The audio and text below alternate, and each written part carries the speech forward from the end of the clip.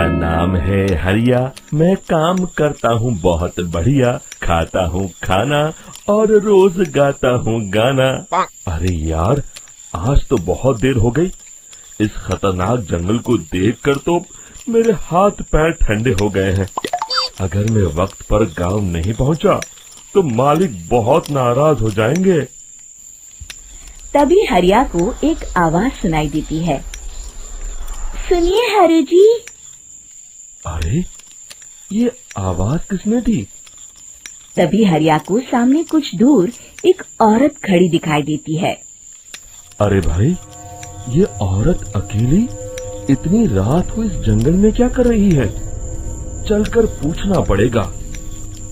फिर हरिया अपनी बैलगाड़ी उस औरत के सामने लाकर रोक देता है और उससे पूछता है। अरे सुनिए, आप इतनी रात को इस खतरनाक जंगल में अकेली क्या कर रही हैं? तभी वो औरत मीठी आवाज में कहती है, अरे हरु जी, आप आ गए। मैं कब से आपका इंतजार कर रही थी। वैसे तो यहाँ से काफी लोग गुजर चुके हैं, लेकिन मैं खास आपका इंतजार कर रही थी।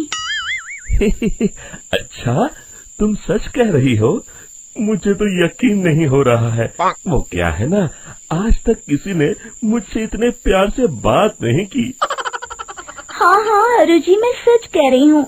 अब देर मत करिए और जल्दी से मुझे मेरे घर तक छोड़ दीजिए। हाँ हाँ, कौन सी बड़ी बात है, अभी छोड़ देता हूँ। आप मेरे पीछे बैलगाड़ी में बैठ जाइए और मुझे रास्ता बताते चलिए। फिर वो औरत हरिया की बैलगाड़ी में बैठ जाती है और हरिया बैलगाड़ी हाँकता हुआ आगे चल पड़ता है। फिर उस औरत के बताए हुए रास्ते पर चलते चलते हरिया बैलगाड़ी लेकर एक काली गुफा के आगे आकर रुक जाता है। हरिया उस औरत से पूछता है, हाँ देवी जी, आपका घर कहाँ है? यहाँ तो एक गुफा के अलावा और कुछ नहीं है। तभी अचानक वो औरत हवा में उड़ने लगती है। देखते ही देखते उसका सुंदर रूप एक डरावनी चुड़ैल में बदल जाता है और वो जोर जोर से हंसती है। अरे तू तो एक नंबर का बेवकूफ निकला। तू तो बड़ी आसानी से मेरी बातों में आ गया। अरे मर गया रे, ये तो एक चुड़ैल है।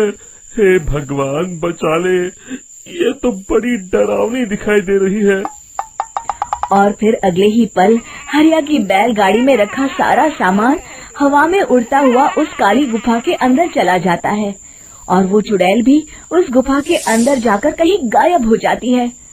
हरिया ये नजारा देख बुरी तरह घबरा और परेशान हो जाता है। अरे, ये चुड़ैल तो मेरा सारा सामान लेकर गुफा में गायब हो गई। अब क्या होगा? अगर मैं गांव खाली हाथ गया तो मालिक मेरी अच्छी खबर लेंगे। मेरी इस बात का कोई यकीन भी नहीं करेगा। फिर आखिर वही हुआ। हरिया के मालिक चंपक सेठ को हरिया की किसी भी बात पर रत्ती भर भी यकीन नहीं हुआ। चंपक सेठ को लगा हरिया झूठ बोल रहा है और उसने ही लालच में आकर सारा सामान हड़प कर लिया है। फिर हरिया को बेईमान समझकर चंपक सेठ उसे काम से निकाल देता है। अगले दिन अपनी दुकान में परेशान बैठा चंपक सेठ गुस्से में बड़बड़ाता है। अरे, दुकान में तो सामान बिल्कुल भी नहीं है। अब मुझे ही शहर जाकर सामान लाना होगा। फिर वो अपनी बैलगाड़ी लेकर शहर चला जाता है। शहर से सामान लेकर जब चंपक सेठ वापस गांव लौट रहा होता है, तभी उसे एक आवाज सुनाई देती है। चंपक जी, ओ चंपक जी। अरे, ये तो कोई मेरा नाम लेकर मुझे पुकार रहा है। फिर उस रास्ते में वही औरत खड़ी दिखाई देती है। फिर क्या था, हरिया की तरह चंपक सेठ भी उस औरत के पास अपनी बैलगाड़ी लेकर जाता है और वो भी उसकी चिकनी चुपड़ी बातों के मुंह जाल में फंस जाता है। फिर चुड़ैल उसे भी अपनी गुफा तक ले जाती है और उसका सारा सामान लेकर गुफा में गायब हो जाती है। बेचारा चंपक सेठ लाचार होकर खाली हाथ गांव लौट आता है। फिर ये उस जंगल में रोज की बात हो जाती है।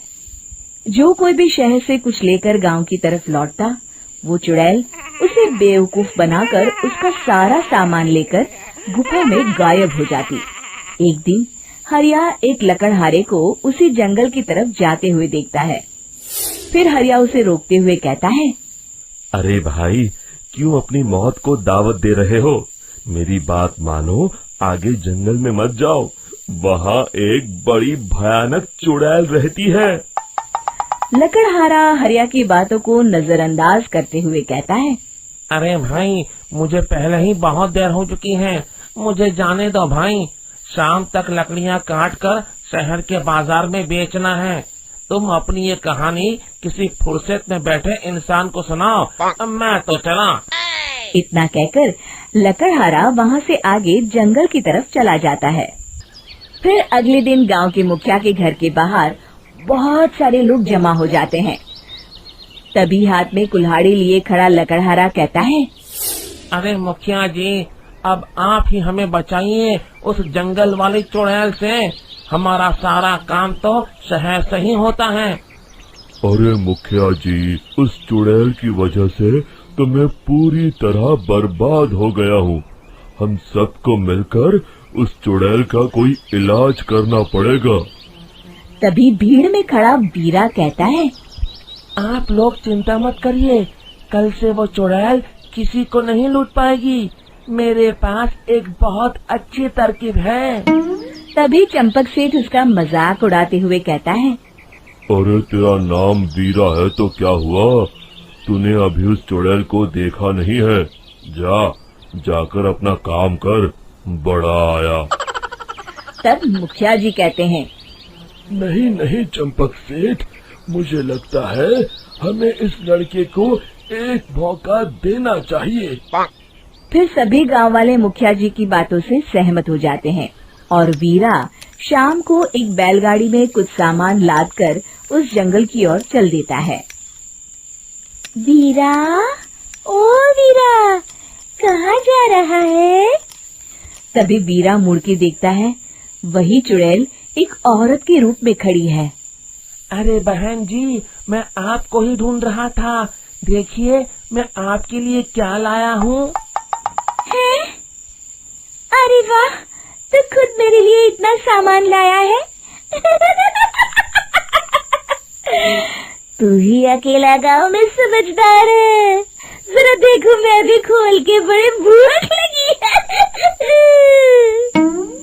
जैसे ही चुड़ैल उस सामान पर से कपड़ा हटाती है, एक भगवान शिव की तेज रोशनी उसके अंदर मूर्ति से निकलती है और चुड़ैल अपने असली रूप में आकर जलने लगती है।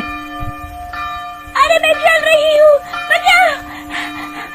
बचाओ! ओम नमः शिवाय, मर गई मैं! देखते ही देखते वो चुड़ैल राख के साथ उड़ जाती है और सभी गांव वाले भी वहां आ जाते हैं। शिक्षा बुराई पे सदा अच्छाई की ही जीत होती है।